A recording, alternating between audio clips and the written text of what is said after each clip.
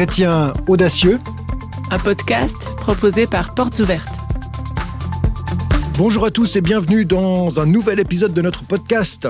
On espère que vous allez bien, que votre foi en Jésus et votre confiance dans l'amour de son Père vous portent à travers toutes les circonstances de vos vies. Et avec Marc, aujourd'hui, on a invité Laetitia, une collègue avec qui on se réjouit de voyager un peu puisqu'elle a visité l'Irak récemment. Elle a organisé un voyage femmes avec Portes Ouvertes. Et avec elle, on parlera aussi de se sentir à sa place, là où Dieu nous place, justement. Salut Laetitia. Bonjour. Tu te présentes un peu ? Oui, alors je m'appelle Laetitia. Je suis mariée, maman de 4 enfants, bientôt 5. Et je travaille avec Portes Ouvertes depuis un peu plus de 4 ans maintenant. J'occupe le ministère femmes de Portes Ouvertes en Suisse romande et puis je visite aussi les églises pour faire connaître notre travail un peu. Laetitia, bienvenue sur le plateau de notre podcast. Avec toi, on va s'intéresser un peu à l'Irak. Tu as récemment emmené quelques femmes en voyage là-bas. Qu'est-ce que tu peux nous dire de la situation des chrétiens en particulier dans ce pays ? Alors l'Irak, c'est un pays qui est au 16e rang de notre index mondial de persécution. Il y a une persécution très forte dans ce pays et elle se trame sur un fond de violence et de guerre qui a duré depuis plusieurs décennies maintenant. Et en particulier, il y a eu beaucoup de ravages avec l'État islamique dans la plaine de Ninive il y a un peu plus de 10 ans. Et avec ces différentes crises qui se sont succédées dans cette région, tous les chrétiens ont été affectés, tous les Irakiens aussi, mais les chrétiens particulièrement parce qu'ils ont été très ciblés avec cette persécution. Et dans ces circonstances, les chrétiens irakiens sont nombreux à avoir dû s'exiler, soit à l'intérieur du pays, en particulier dans la région kurde d'Irak, mais aussi pour ceux qui le pouvaient à l'étranger. Et puis lors de votre voyage, est-ce que tu as rencontré des chrétiens qui ont subi des attaques de l'État islamique, des chrétiens de ces régions-là ? Oui, alors on a rencontré des chrétiennes et des chrétiens qui ont dû fuir la plaine de Ninive pour se réfugier au Kurdistan. Ils ont laissé tous leurs biens et ils ont, pour certains d'entre eux, pas encore pu retourner dans leur région d'origine. Alors c'est des événements qui ont eu lieu, tu disais, il y a une dizaine d'années, mais quand tu les as rencontrés, quel était leur état d'esprit ? Je pense en particulier à ce père de famille. Il nous a dit qu'il s'était enfui avec sa famille en toute urgence quand les combattants de l'État islamique sont arrivés. Et puis, même si ça avait eu lieu il y a plusieurs années déjà, on entendait encore dans sa voix l'émotion. Et il a dit que sur le moment, ils ont pris le strict nécessaire, ils ont embarqué dans leur voiture et ils pensaient retourner au plus tard une semaine après. Donc, ils ont tout laissé, leurs biens, mais aussi leur identité finalement, leurs amis, leurs voisins, leur job, leur place dans la société. Et petit à petit, ils ont dû tout reconstruire pour retrouver un logement, un emploi, etc. Dans la ville où ils ont trouvé refuge. Ce père de famille, lui, il a eu la chance de bénéficier d'un microcrédit pour lancer son business. Et il est devenu chef d'une entreprise prospère. Aujourd'hui, il emploie une dizaine de collaborateurs, mais il n'a jamais pu retourner chez lui encore dans la plaine de Ninive. Et il n'a jamais pu réaliser son rêve non plus de devenir ingénieur. Je crois qu'en fait, personne n'avait imaginé que cet exil durerait si longtemps. Et il y a de nombreux traumatismes encore liés à ces événements aujourd'hui. On dit que l'existence même des chrétiens en Irak est menacée. Qu'en penses-tu ? Alors, ce que j'ai vu, moi, c'est parmi les chrétiens 2 types d'attitudes. Pour certains, comme pour ce père de famille, ils ont finalement changé leur plan et ils ont choisi de servir Jésus, même en exil. Et ils ont à cœur d'être sel et lumière là où Dieu les a placés, même si les conditions de vie qu'ils ont actuellement ne sont pas idéales ou sont clairement pas celles qu'ils auraient choisies. Et puis, il y a une deuxième attitude, c'est celle que moi j'appelle la salle d'attente. Certains ont vécu des déplacements comme un choc dont ils ne se sont pas vraiment remis. Et puis, ils sont comme dans une salle d'attente. Ils espèrent un avenir meilleur, ils aimeraient partir à l'étranger. Et c'est comme si les difficultés à répétition ont fait qu'ils ne voient plus d'avenir possible dans leur propre pays. Et cette attitude de salle d'attente, je l'ai ressentie chez des jeunes comme chez les moins jeunes. Et surtout parmi ceux qui ont des membres de leur famille qui sont allés s'installer en Occident.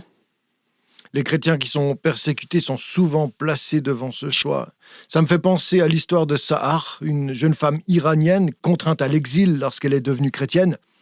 Paradoxalement, Dieu lui avait parlé et l'avait assuré qu'elle allait encourager de nombreuses autres femmes chrétiennes d'arrière-plan musulman. Et là, elle se retrouvait loin de chez elle. Elle aurait pu simplement attendre des circonstances plus favorables pour se mettre en route vers son appel, mais non, elle a commencé tout de suite.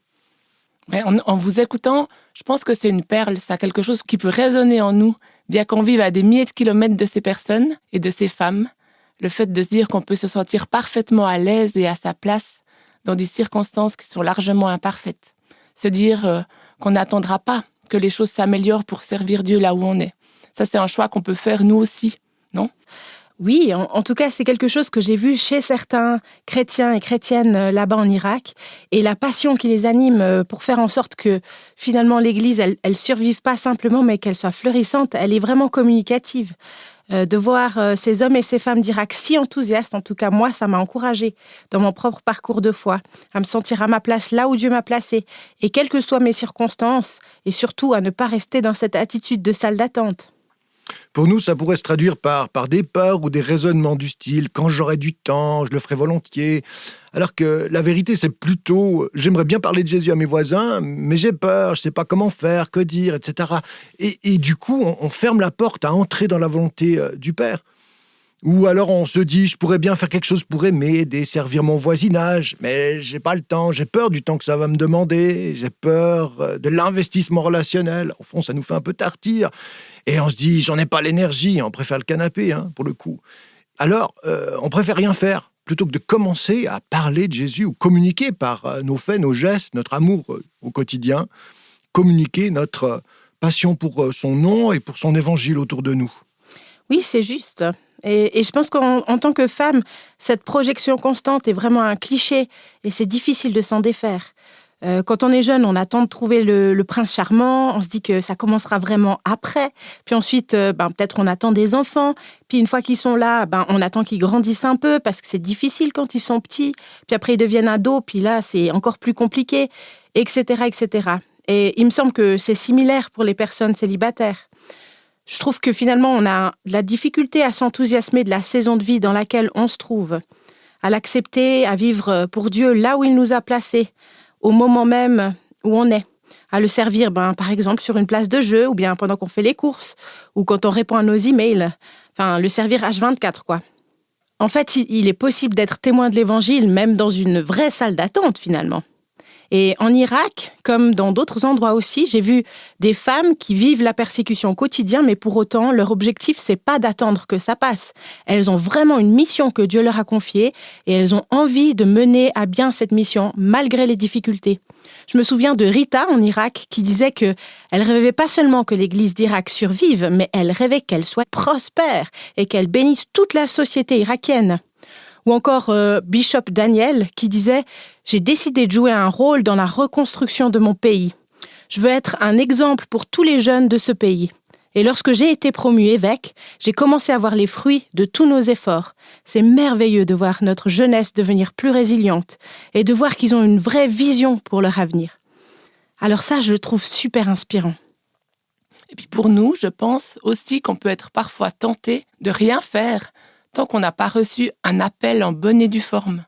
On attend de Dieu qui s'exprime clairement, du style Moïse, une rencontre avec un buisson ardent, quelque chose de visible, de manifeste.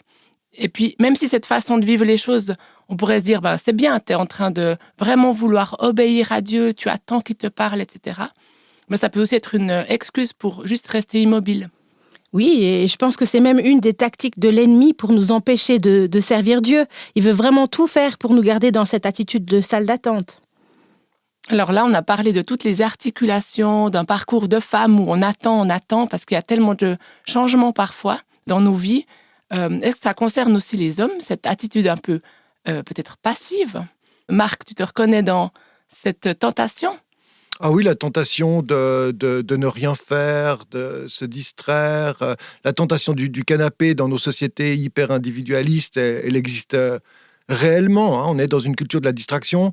Force est de constater que les hommes sont devenus passifs à la maison, peut-être plus qu'ailleurs. Mais je ne veux pas parler à la place de tous les hommes, mais mettre tous les hommes dans le même panier, bien sûr. Et je suis plutôt de cette tendance naturelle qui concerne bien des gars d'ailleurs à l'activisme ou à la suroccupation, d'autant plus qu'on aimerait plaire à Dieu et faire tout ce qu'on peut pour honorer notre appel et notre devoir de bons chrétiens. Cependant, je pense qu'une manière de ne pas surinvestir le quotidien ou de se culpabiliser des moments un peu paresseux qu'on prend, parce qu'on a aussi besoin de détente, de sport et de sommeil, j'entends, on est des vrais humains, peut-être qu'une manière de ne pas surinvestir le quotidien serait alors de réinvestir notre travail comme le lieu d'une vocation et d'un appel à faire briller l'Évangile. On y est souvent au travail, on fait 42 heures et plus dans la semaine avec nos chers collègues. C'est trop facile pour nous, les gars, les hommes peut-être en particulier, de désinvestir notre travail de tout engagement spirituel et de cloisonner. Alors que la mission, je crois, c'est partout et tout le temps. Dieu est, en tout cas lui, partout présent, partout et tout le temps. Et puis déjà dans la Bible, certains ont eu de la peine à accepter ce que Dieu avait préparé pour eux, à ne pas se donner des excuses. Moi, ça me fait penser à Sarah, qui rit alors que les messagers de Dieu lui annoncent qu'elle aura un fils dans sa vieillesse. Et puis Dieu, je pense avec elle, comme il ferait avec nous, il fait avec son incrédulité. Elle rit et puis finalement les choses arrivent. Oui, et heureusement que Dieu fait aussi avec notre peu de foi, même s'il la rabroue, gentiment avec tellement d'amour. Mais enfin, de temps en temps, il sait nous rappeler que le manque de foi est inconvenant.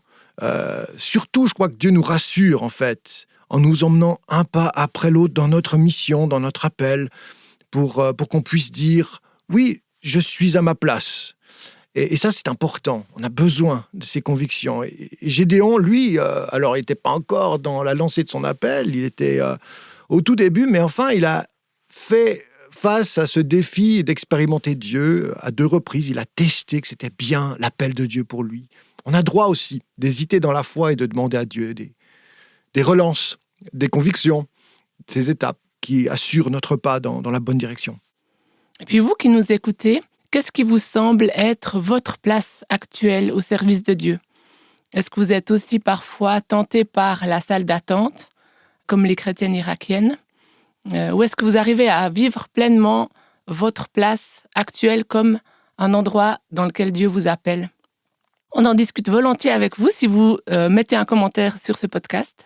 Et merci Laetitia d'avoir été avec nous. Tu nous as vraiment bénis de tes interventions qui étaient très stimulantes et qui poussent à se questionner sur notre manière de vivre l'appel. Sommes-nous dans la salle d'attente ou sommes-nous en activité pour le Seigneur? Alors, j'allais dire, Laetitia, je vais prêcher à ta place puisque tu t'occupes du ministère des femmes à Portes Ouvertes. Si la situation des femmes intéresse nos auditeurs, alors rendez-vous sur notre site internet portesouvertes.ch. Je pense, Laetitia, qu'on y retrouvera toutes sortes d'informations utiles au ministère parmi les femmes. Oui, en Irak et dans toutes sortes d'autres pays, on a plein de témoignages qui sont stimulants. Je vous invite vraiment à consulter ce site internet. Et puis Laetitia sera en tournée le mois prochain dans toute la Suisse romande. Alors, si vous consultez cette page, vous verrez aussi où s'arrête la tournée avec une oratrice colombienne en Suisse romande. Merci beaucoup. Merci pour ta visite dans ce podcast, Laetitia. Merci à vous. Bye bye.